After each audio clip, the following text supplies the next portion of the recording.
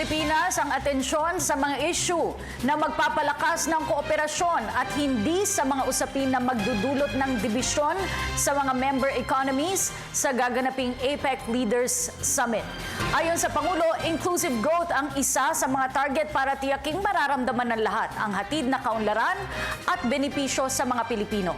Nagbabalik si Rocky Ignacio via phone patch. Rocky? Yes, maraming salamat, Cathy. Ginit ni Pangulo Aquino na itutuon na Pilipinas ang mga issue na magpapalakas pa ng kooperasyon at hindi sa mga usaping lilikha ng division sa idaraos ng 2 araw ng APEC Leaders Summit sa November 18 hanggang 19. Sinabi ito ng Pangulo sa panayam sa kanya ni Andrew Stevens, Asia Pacific Editor ng CNN International, sa ginanap ng APEC CEO Summit sa Makati City.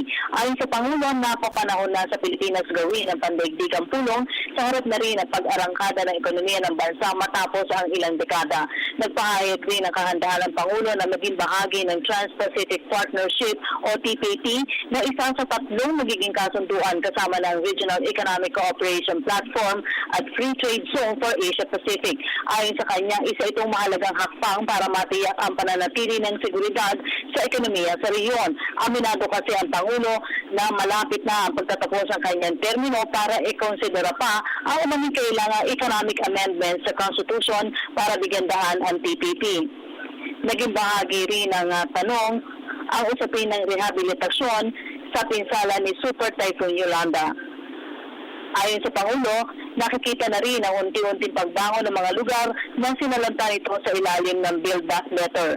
At sa nalalapit na pagtatapos ang kanyang termino, sinabi ng Pangulo na pagkakaloob na mataas sa pag-asa ng magandang buhay sa mga Pilipino ang mahalagang pamana na kanyang iiwan. Inamin din ito na hinihintay na rin niyang bumalik sa pribadong buhay sa Hunyo ng susunod na taon.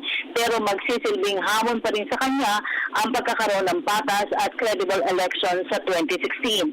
Nakatakda na rin na siyang magpaalam sa iba pang leaders sa kanyang pagdalo sa ASEAN Summit ngayong linggo na gaganapin sa Kuala Lumpur, Malaysia.